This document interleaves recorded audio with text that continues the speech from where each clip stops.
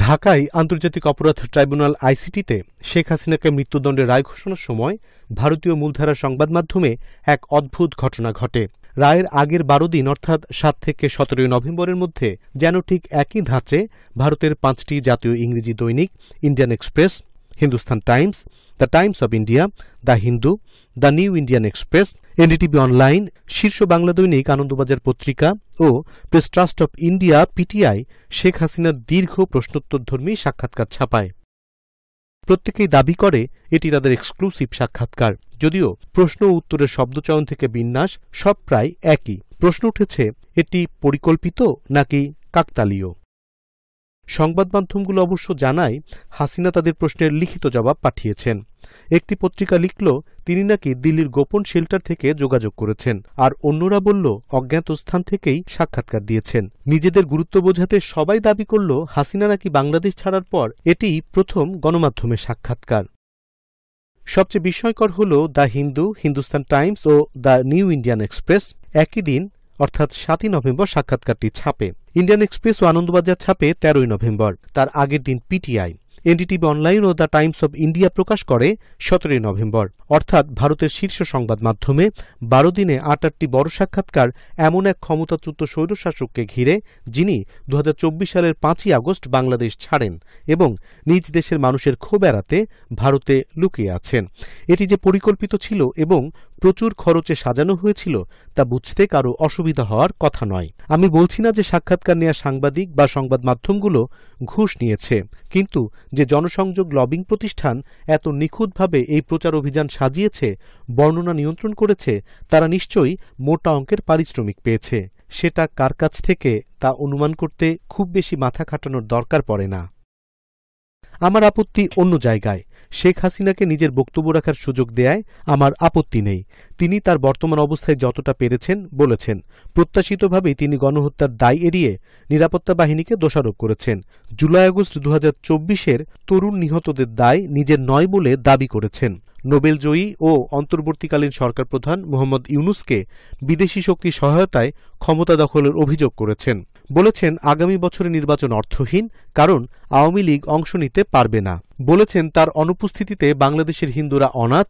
আরও বলেছেন জামায়াতে ইসলামীর ফিরতি উত্থানের ফলে উগ্র ইসলামপন্থার পুনরুত্থান নিয়ে ভারত ও যুক্তরাষ্ট্রকে সতর্ক থাকতে হবে। আর অবশ্যই দিল্লিকে তিনি কৃতজ্ঞতা জানিয়েছেন তাকে আশ্রয় দিয়ে অকুণ্ঠ সমর্থন দেওয়ার জন্য।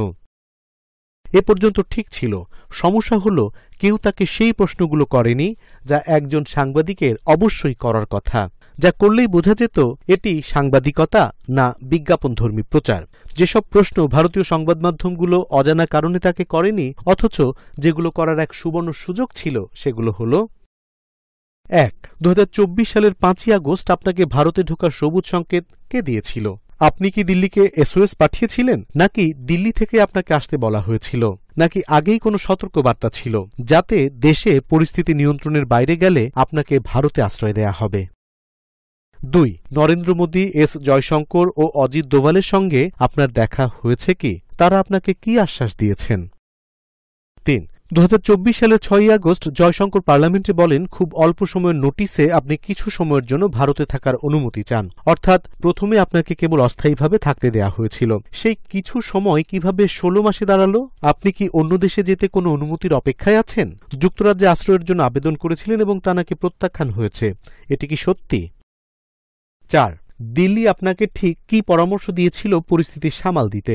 জয়শঙ্কর ২২ মার্চ ২০২৫-এ পররাষ্ট্র বিষয়ক পার্লামেন্টের কমিটিতে বলেন বাংলাদেশে হাসিনা বিরোধী ঢেউ তৈরি হচ্ছে ভারত জানত, কিন্তু পরামর্শ ছাড়া আর কিছু করার অবস্থায় ছিল না। তখন আপনার অবস্থার মূল্যায়ন কি ভারতের মূল্যায়ন থেকে ভিন্ন ছিল? ৫. আপনাকে নাকি মাত্র আধা ঘন্টা সময় দেয়া হয়েছিল গণভবন ছাড়তে এবং হেলিকপ্টারে ওঠার আগে লাগেজ গোছাতে। আপনার কি কোনো পোষা বেড়াল বা কুকুর ছিল? তারা কি পরে আপনার সঙ্গে যোগ দিয়েছে, নাকি এখনও সেখানেই আটকা পড়ে আছে?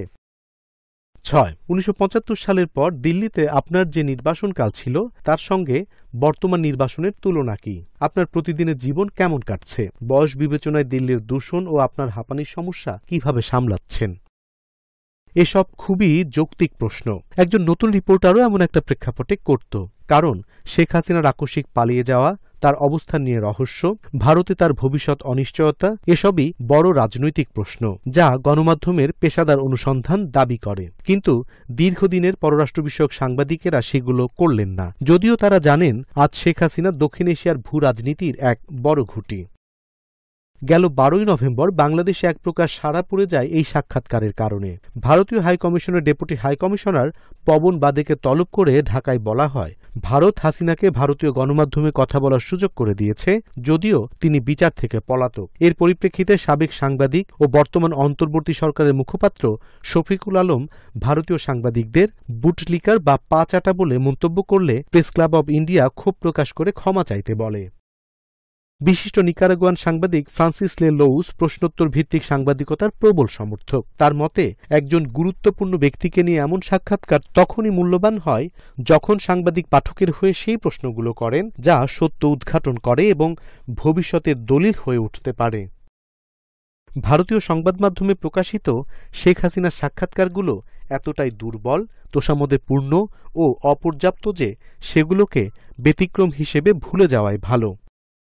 এই বিশ্লেষণধর্মী লেখাটি লিখেছেন ভারতের সাংবাদিক এবং ভূরাজনীতি ও অভ্যন্তরীণ রাজনীতি বিশেষজ্ঞ SNM আবদি। লেখাটি ভারতীয় সাময়িকী আউটলুকে 29শে নভেম্বর 2025 তারিখে প্রকাশ হয়েছে। বাংলায় অনুবাদ করেছেন তামান্না ই জাহান।